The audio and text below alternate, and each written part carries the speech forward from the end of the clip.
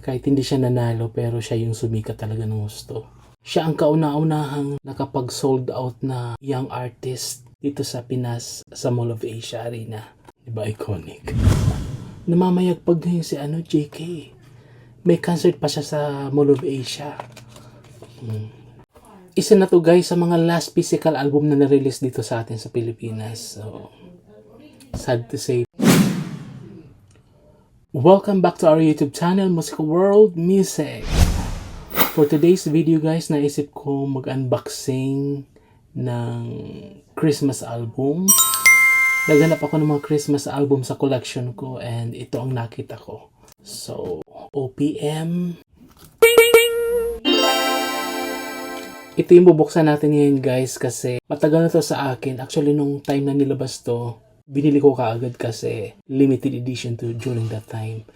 And wala pa ata ako na unboxing dito na album ni Darren Espanto. And ang pagkakaalam ko pa, ito yung kanyang last album na physical format, CD format. Kasi guys, bago mag-pandemic, 'di ba, halos sabay-sabay silang nag-stop dito sa Philippines na mag-release ng mga physical album.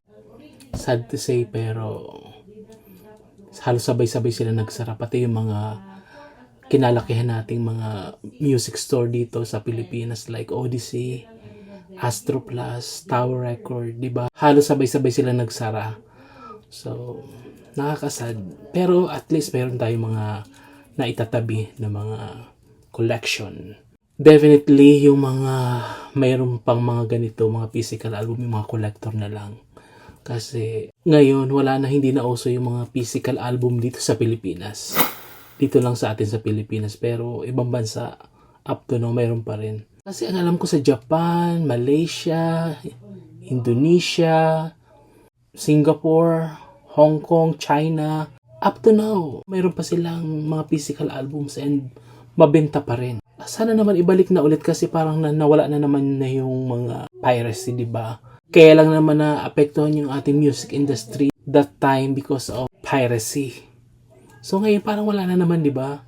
Yung mga DVD naalala niyo guys. So wala na yun ngayon, hindi ko na nakikita yun sa kahit sa bayan. Wala na ako nakikita mga ganun, mga pirated CDs, wala nang ganun.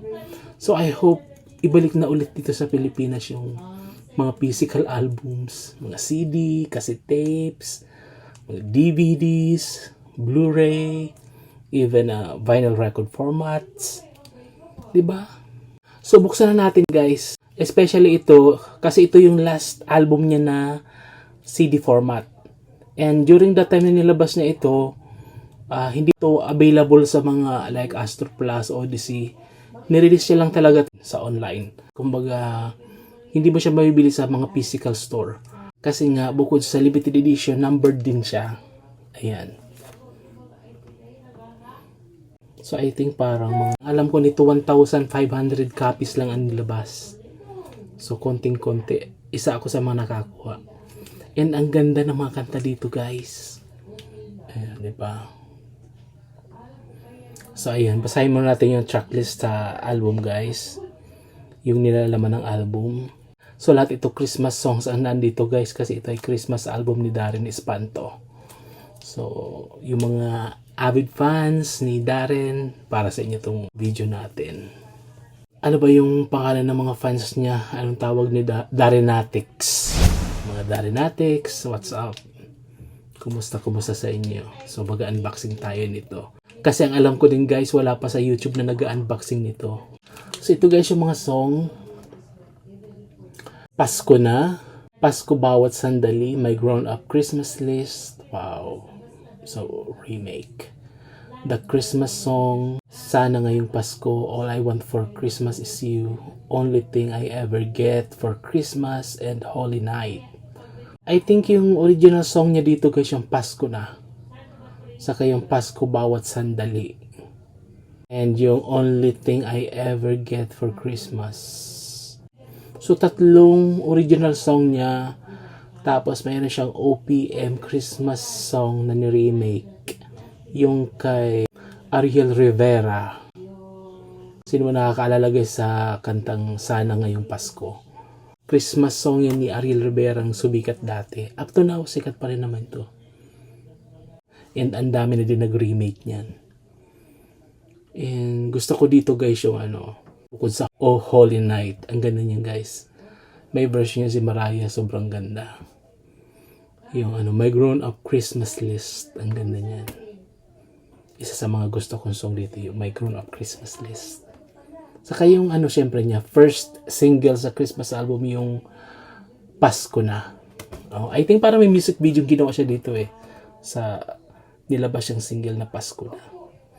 So again, numbered. Ayan.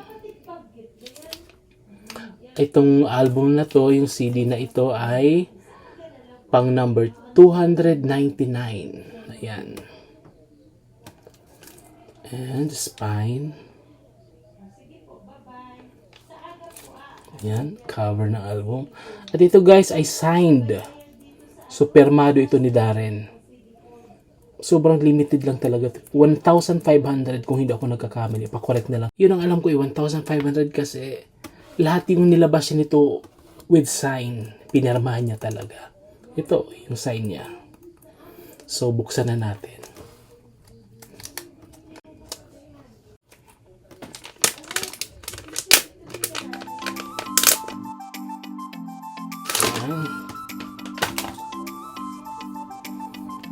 Pinapatugtog ko lang to guys every Christmas kaya na-stack talaga ito guys. So yan. Ito yung CD.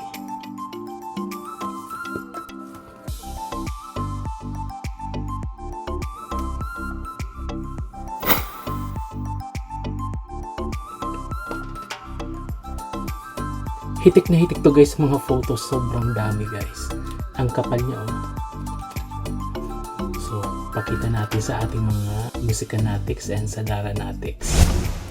So, yan. Sobrang bata pa dito ni Darren.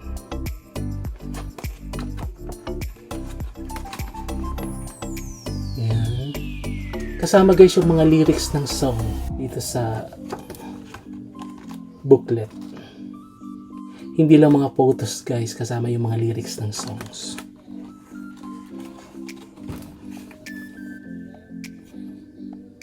Diba? Ang daming photos niya. Kaya maganda itong collection kasi pinasawaan niya talaga yung mga fans niya sa photos. Diba nakakamiss yung mga physical album kasi may mga pagganito. Ngayon wala na. Sanay na kasi guys ang mga kabataan ngayon ng mga sa iTunes, mga ganon, Spotify, MP3 okay na sa kanila.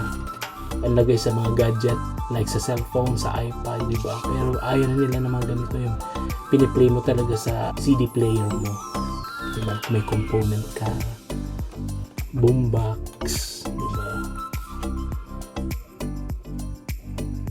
Ito ay release guys ng Universal Records, MCA Music Philippines.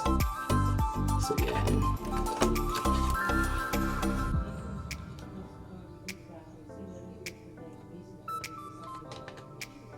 Sino ba guys yung may mga copy nito? Yan.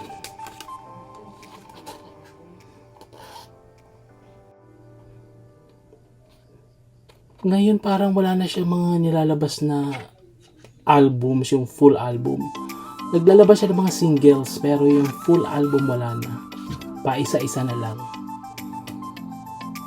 And sana gumawa ulit siya ng full album and gawa niya ng physical album. Ilabas siya sa CD or sa plaka, sa vinyl record format. Ang ganda ng quality guys. Hindi siya manipis, so hindi pinipid. Diba? Pati yung mga pagka-print ng mga photos niya, galing ganda.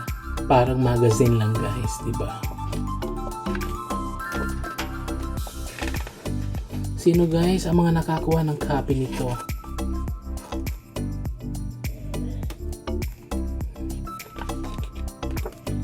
Ayan, Darren Espanto. Nasubaybayan ko to guys sa The Voice. The Voice Kids. Sino ba ang mga nakasubaybay kay Darren guys? Yung kanyang journey sa The Voice. Diba? Kahit hindi siya nanalo pero siya yung sumikat talaga ng gusto. Although ngayon sumisikat na din si Laika, yung nag-champion dati. Pero pagkatapos ng competition right away talagang sumikat talaga ng gusto ko si Darren. Nakapag-concert pa siya sa Mall of Asia. And lately lang nag-concert siya sa Araneta. Yun ang pagkakaalam ko.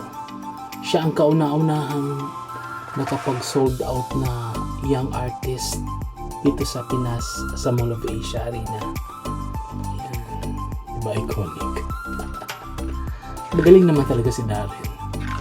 Medyo nag-change lang yung voice niya kasi nga syempre kumpara noong nasa The Voice siya, iba-iba talaga yung boses niya. Sobrang taas ang boses niya dati, di ba? Yan. Daming photos. Mananawa guys dito guys yung mga Darrenatics. Sobrang daming photos niya. I think mga 16 years old siya dito. Kung hindi ako nagkakamali. Di ba parang rivalry niya si Juan Carlos. Noong una, hindi masyadong gaano yung career ni JK. Siya talaga yung nasa talagang wow. Sobrang sikat ni Darren. Ngayon parang hindi ko naman sinasabing hindi na sikat si Darren pero namamayagpag ngayon si JK. May concert pa siya sa Mall of Asia. First major concert niya sa Mall of Asia guys. Ang dami niya ng mga nagawang hit song. Like yung Buwan, diba? Isa sa mga iconic song niya, yung Buwan. Yan. Dami talagang siguro yung photoshoot nito guys inabot ng 1 week. Sobrang dami. And alam ko din parang mga ginamit niya mga damit dito from Bench kasi parang nag-endorser siya before. Hindi ko lang sure. I-comment nyo guys kung tama ba na naging endorser siya ng Bench before. Pero wala naman nakalagay dito. Medyo mabigat siya. So yan guys, yan nakapag-unboxing na naman tayo ng isang OPM album from Darren Espanto na may pirmado niya pa, sign, limited edition. Ayan, number na nakuha ko guys, pang 299 yung copy na nakuha ko. Ayan. So yan guys, thank you for watching. After nito mag-unboxing pa tayo. So abang na lang guys. Don't forget to like and subscribe. God bless us guys. Always be kind. Darren. Darren natin.